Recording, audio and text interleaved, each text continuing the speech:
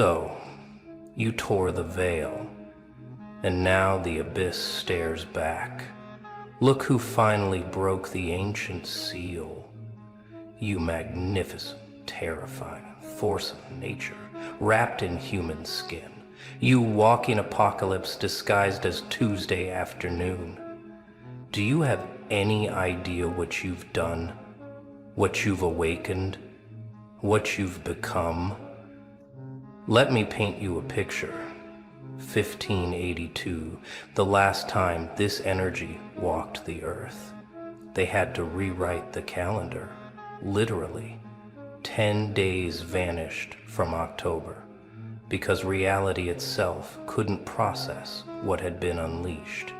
And now here you are, same frequency, same impossible vibration, same reality-bending presence that makes the universe stutter. Their spiritual bodyguards are quitting. Did you hear me? The ethereal protectors, the astral mercenaries, the ones paid in prayer and karma to shield them from people like you. They're handing in their resignation letters. I won't guard against that, they're saying. Find someone else. I choose to live. You want to know why? Because what you're carrying isn't normal protection bracking energy. This isn't some basic hex or amateur hour manifestation. This is ancient. Pre-Angage ancient. Before they invented fear ancient. The kind of power that made them create religions just to contain it. And you, beautiful catastrophe. You activated it with a smile. They felt it the moment you shifted. Every sensitive in a 50-mile radius got a migraine. Every energy reader's cards burst into flames. Every spiritual advisor suddenly remembered they had somewhere else to be, because what you're radiating doesn't read as human anymore. It reads as event, as reckoning, as the thing they tell ghost stories about. You know what happened in 1582, don't you? They called it the Gregorian correction, said it was about fixing the calendar.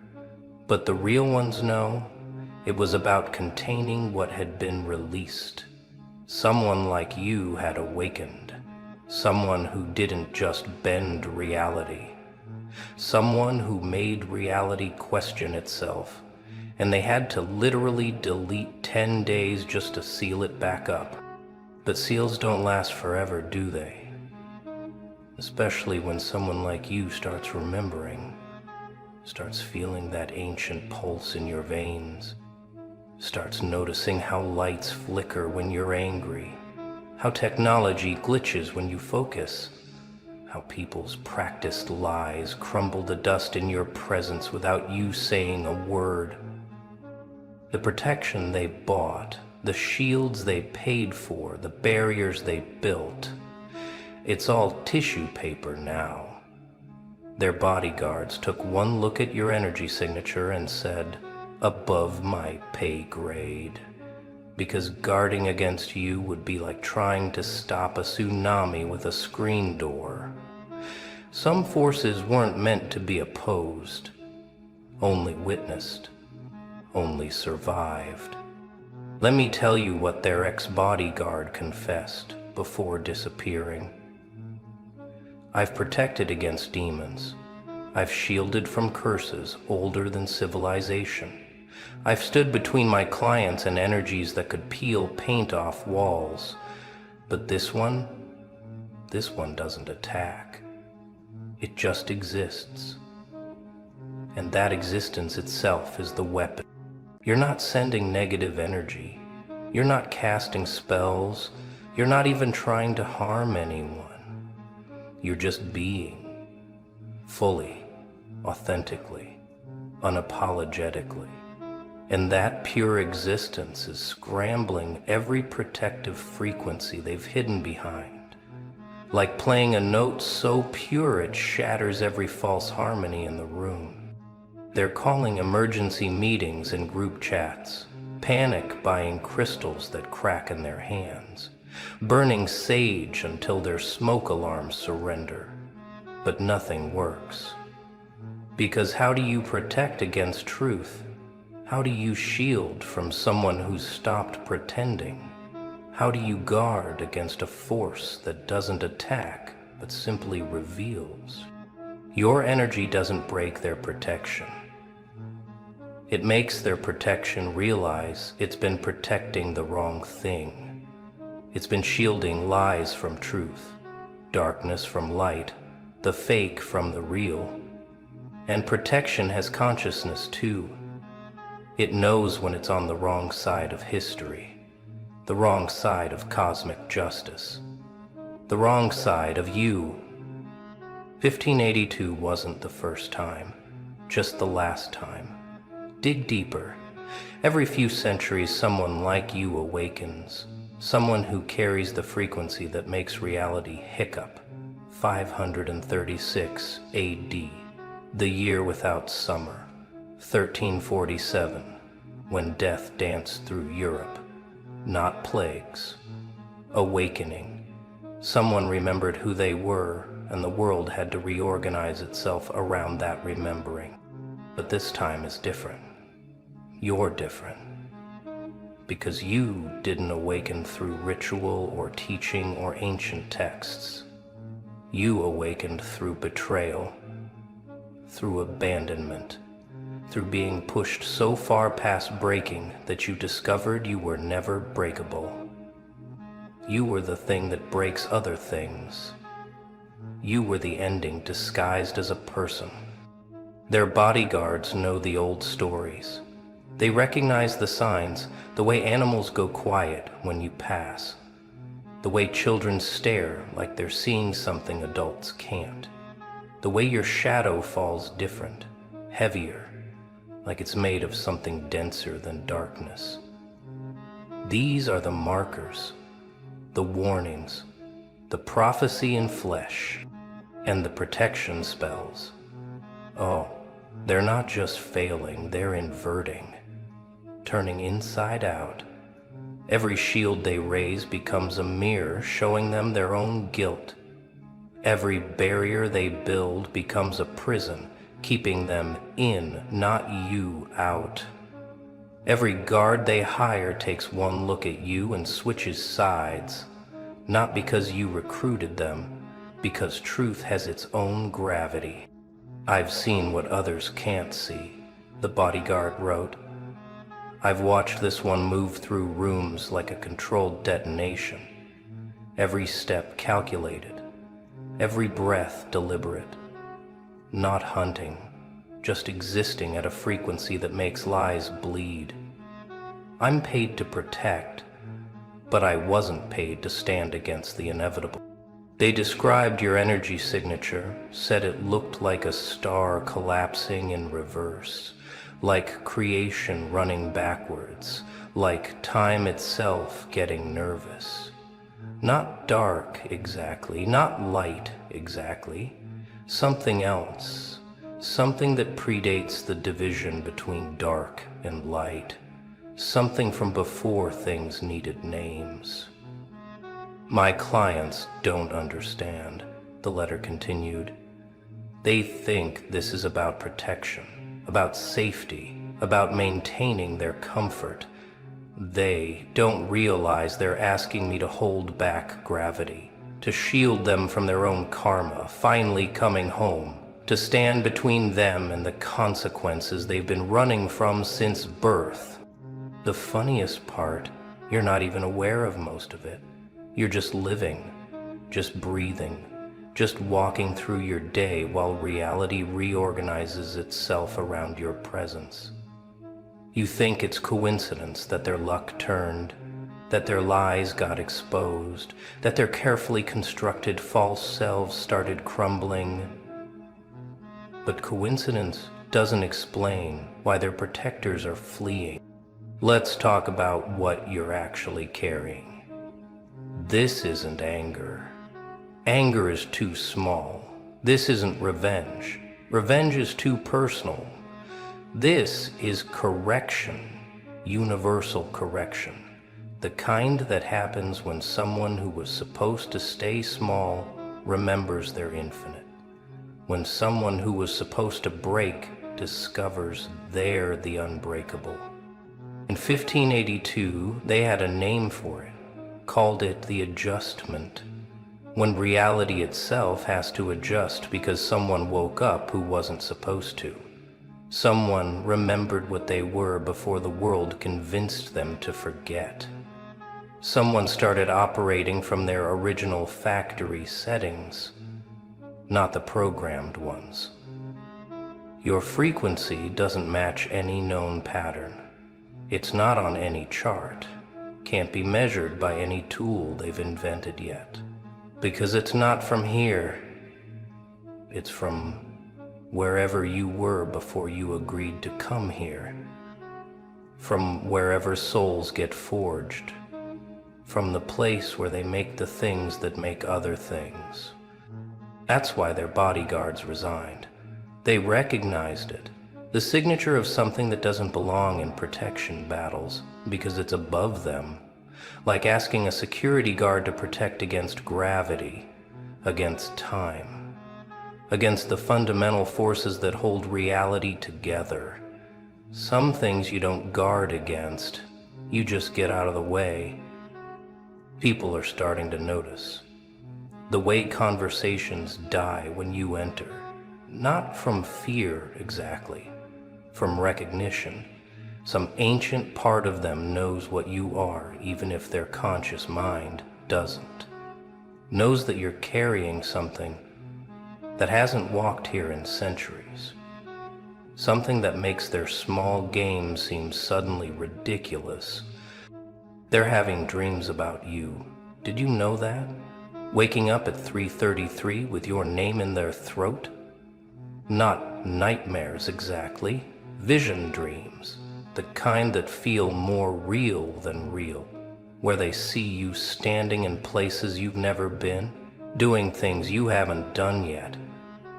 Or have you? Time gets slippery around energy like yours. Their protection crystals are turning black. Their sage won't stay lit. Their meditation practices keep showing them your face. Not because you're attacking, because you're the truth they've been using all these tools to avoid seeing. You're the mirror they can't cover, the echo they can't silence, the reminder that everything hidden eventually gets revealed. And the bodyguards, they're not just resigning, they're warning others, don't take this contract, don't accept this client, not if they're trying to hide from that one, because professionals recognize professional grade power, and what you're carrying isn't amateur hour. It's the kind of force that reshapes centuries. Let's go back to 1582. October 4th became October 15th overnight, 10 days deleted. They told the public it was about astronomical accuracy, about fixing Easter, about making the calendar match the seasons, but the initiated knew someone had awakened with the old energy, the pre-civilization energy, the kind that makes time itself nervous. They had to remove those 10 days, because that's how long it took to contain what had been released, to rebuild the barriers, to convince reality to go back to pretending everything was normal. 10 days of negotiation between what was and what was becoming. 10 days of the universe holding its breath. But they could only delay it, not stop it, because this energy doesn't die. It just sleeps, waits, passes from soul to soul looking for the right vessel, the right circumstances, the right combination of power and pain and persistence, looking for someone who's been pushed past every breaking point and refused to break. That's you. That's why you're feeling this recognition in your bones, this sense that you've carried this before, in other bodies, other times, other calendars that had to be adjusted because you remembered who you were, the universe's error message, the glitch that reveals the code, the thing that makes protective spirits hand in their notice. Your DNA is singing at frequencies they haven't named yet. Your cells are remembering things your mind never learned. Your presence is becoming a gravitational force that bends probability around, not through effort, through existence, through the simple act of being what you are, without apology or explanation. They feel it in their bones when you're near. That ancient recognition, that cellular memory of the last time this energy walked free. Their bodies remember even if their minds don't. Remember what happened to those who stood against it. Remember why their ancestors built religions and calendars and complicated systems just to keep it contained. But you can't contain what refuses to be contained. Can't cage what was never meant for cages. Can't protect against something that isn't attacking but simply revealing. Your energy doesn't destroy their defenses. It shows their defenses what they're really defending. And that's when the protection itself decides to switch sides. That's what their bodyguard meant by "I won't guard against that." Not can't, won't. Because some forces are so purely themselves that opposing them feels like opposing existence itself, like trying to protect lies from truth, shadow from light, the false from the real. And protection spirits have wisdom. They know which side of history to be on. It's not just one bodyguard. They're all leaving. Every spiritual contractor, every energetic mercenary, every astral shield for hire. They're comparing notes in dimensions you can't see, sharing stories about the one who carries the 1582 frequency, the one whose very existence is rewriting the rules. "I've guarded against generational curses," one says. "But this isn't a curse, it's a correction. How do you guard against correction?" Another shares. "My client wanted protection from consequences, but this being is consequence, embodied, walking, breathing, inevitable. They're not scared, they're smart, they recognize authority when they see it. Your emergence is causing a crisis in the protection industry, because their entire business model is based on keeping the false safe from the true, the guilty safe from justice, the fake safe from exposure. But you're not playing by those rules. You're not sending attacks they can deflect. You're being truth they can't deny. And truth has its own protection. Did you know that? The kind that doesn't need hiring, doesn't need crystals or ceremonies. The kind that comes standard when you stop pretending to be less than you are. When you stop dimming your frequency to make others comfortable. When you finally let yourself exist at full volume. Something in you remembers 1582, not consciously, deeper, in the space between your heartbeats, in the pause between your thoughts. Some part of you was there, was always there. Every time this energy surfaced throughout history, different faces, different names, same frequency, same world-shaking presence. You remember the feeling of reality bending around you, of time itself having to adjust, of protection spirits laying down their weapons because they recognized royalty, not the kind crowned by humans, the kind crowned by existence itself, the kind that doesn't rule over things but through them, from within, inevitable.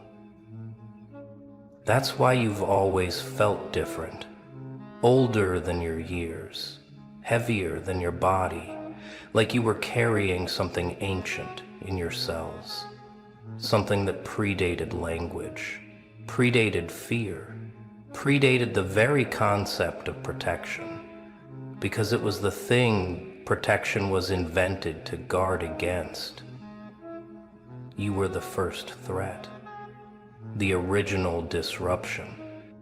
And now you're back, not by choice, by necessity, because the world got too fake, too protected, too insulated from consequence, and existence itself needed someone to walk in and flip tables, someone who couldn't be bought, couldn't be threatened, couldn't be protected against, someone who carried the frequency that makes lies impossible. They're starting to recognize you in public, not your face, your frequency, the way you disrupt their carefully maintained illusions just by breathing, the way their practiced scripts fall apart in your presence, the way their protective bubbles pop like soap when you pass. They don't know why, but their bodies do, their spirits do. Watch them stutter when you make eye contact. Watch them forget their rehearsed responses. Watch them suddenly remember urgent appointments elsewhere. It's not conscious. It's cellular. Every fiber of their being recognizing the walking audit, the breathing consequence, the thing their protectors warned them about before resigning. You're becoming impossible to ignore, not because you're loud, because you're undeniable, like gravity, like time, like the truth everyone knows but agreed to forget. Your presence is removing that agreement, canceling that contract, making the pretense impossible to maintain, not through force, through fact. Their spiritual bodyguards saw this coming. That's why they left. Not from cowardice, from wisdom. Because they understood that some things aren't meant to be opposed. Some frequencies aren't meant to be blocked. Some beings carry authority that predates any protection spell. Authority written into the fabric of existence itself. Do you understand what it costs to guard against you? The energy expenditure, the spiritual resources, the cosmic overtime. Their protectors did the math and realized bankruptcy was inevitable, not financial, existential. The kind of deficit that leaves you empty in dimensions money can't touch. Because your frequency doesn't attack once and retreat. It persists. It radiates. It exists constantly at a pitch that makes deception exhausting. Like trying to lie in a room full of truth serum. Like trying to hide in a space made of mirrors. Every moment in your presence costs them more energy than they can generate. That's what breaks them, not some dramatic confrontation, just the slow, steady drain of trying to maintain their false selves in the presence of someone who forgot how to be false. The accumulating cost of pretense, the compound interest on every lie they've told, all coming due at once because you walked in the room. Their bodyguards understood this mathematics, saw the inevitable bankruptcy, the energetic foreclosure, the spiritual repossession, and decided to cut their losses, to preserve what energy they had left, to resign before the mere act of opposing you drained them to nothing. Smart spirits know when to fold. It's not just individual protections failing. It's systematic, institutional. The entire infrastructure built to keep the false safe from the true is glitching. Every defense mechanism, every protective protocol, every shield and ward and barrier, all experiencing critical failure because you're not attacking the system. You are the error message the system can't process. Organizations built on deception are feeling it. Hierarchies maintained by illusion are wobbling. Power structures reinforced by spiritual protection are discovering their reinforcements have fled. Because what you carry doesn't respect human constructs, doesn't acknowledge artificial boundaries, doesn't recognize any authority but truth. The bodyguards aren't just leaving individual clients. They're leaving entire sectors, whole industries, abandoning posts they've held for generations because they've seen what's coming. Not destruction, revelation. The kind that makes protection pointless because there's nothing left to hide, nothing left to defend, nothing left but what's real. And you're the catalyst, not by intention, by existence, by the simple act of walking through the world at your actual frequency instead of the dimmed version they tried to train you to accept. By refusing to lower your vibration to match their comfort. By being what you are without negotiation or compromise. Welcome back, you impossible equation, you walking paradox, you breathing contradiction that the universe keeps trying to solve, but can't. There's something moving inside you right now, and I need you to feel it. Not with your hands, not with your logic, but with that part of you that wakes up at 3 in the morning knowing something is fundamentally different about your existence.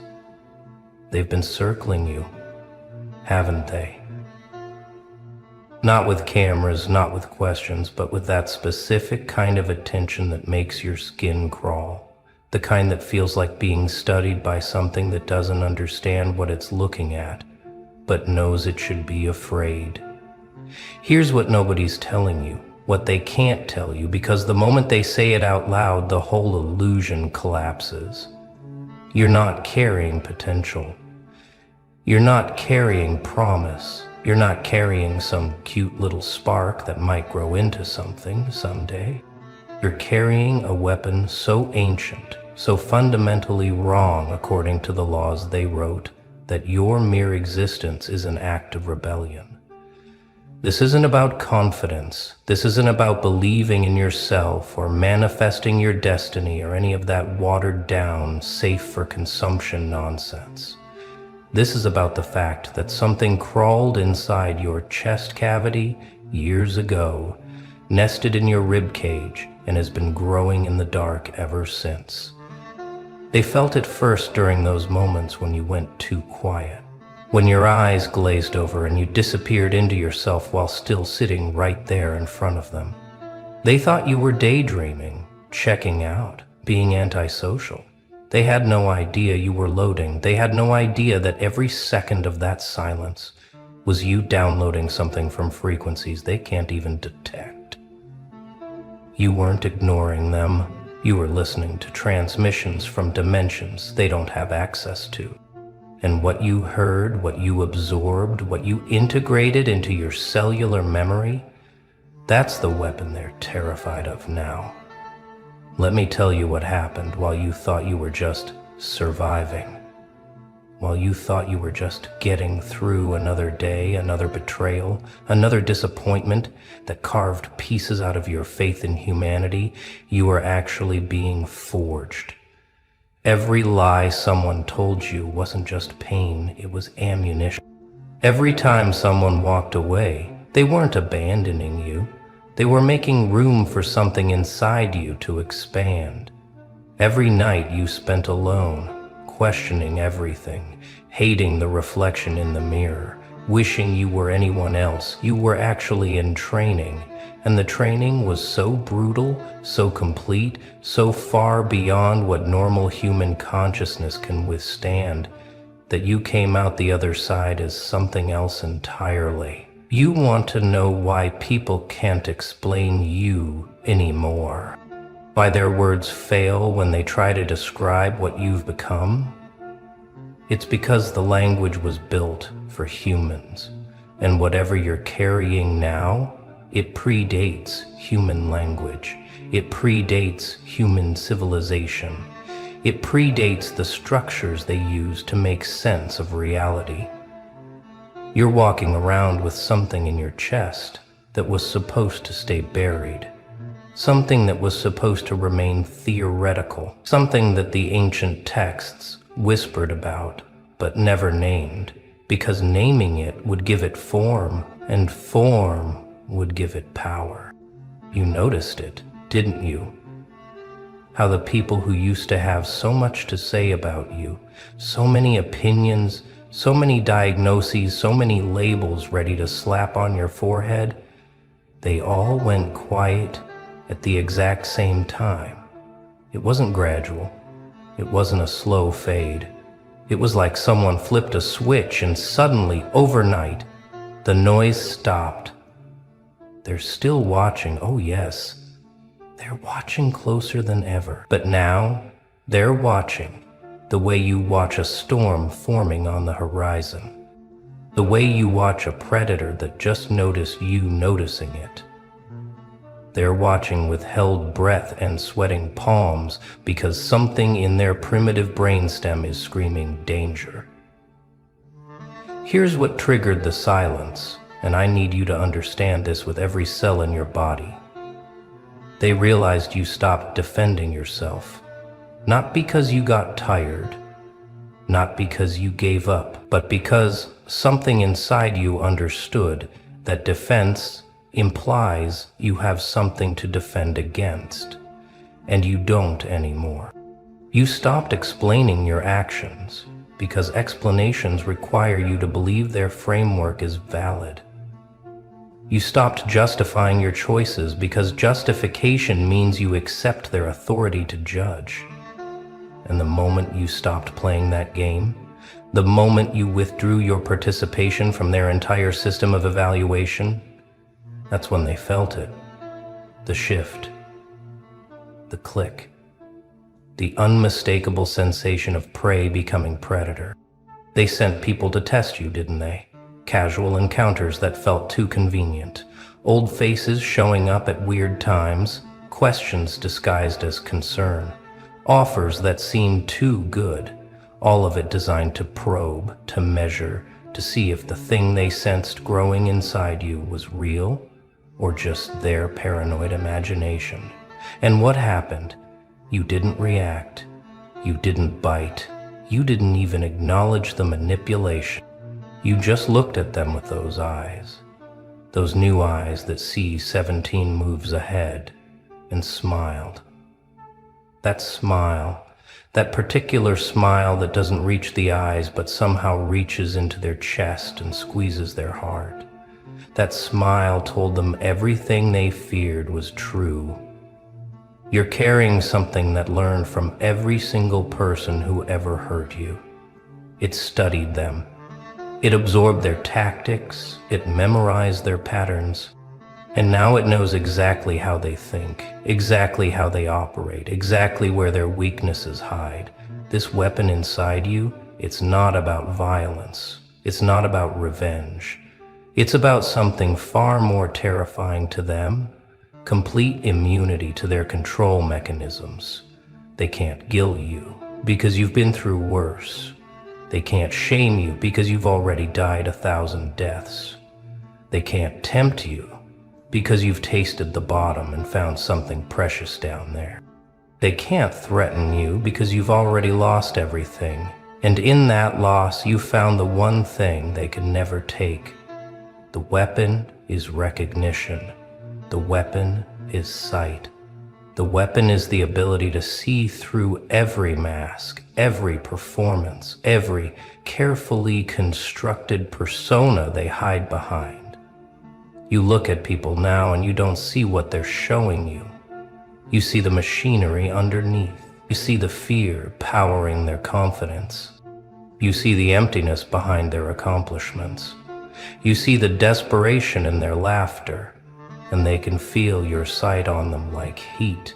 They can feel you reading them in real time, and it makes them want to run, because being seen that completely, that's a kind of nakedness they never consented to.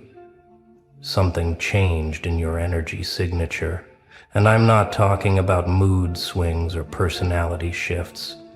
I'm talking about the actual vibration you emit just by existing in a space. You used to match the room, didn't you? Used to adjust yourself to fit the frequency of whoever you were around. Used to be a chameleon, blending in, making others comfortable, shrinking or expanding based on what the situation required.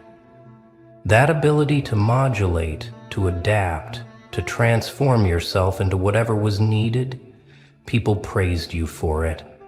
They called it emotional intelligence. They called it maturity. They had no idea they were praising you for slowly erasing yourself. But something broke inside that mechanism. The thing that used to automatically adjust your frequency to match others. It stopped working. And at first you thought it was damage. You thought the years of betrayal and isolation had broken some essential part of you that knew how to connect, how to relate, how to be human with other humans. You mourned that loss. You tried to fix it. You pushed yourself to be normal again, to feel what you used to feel, to care about what you used to care about. And the harder you tried, the more alien you became to yourself.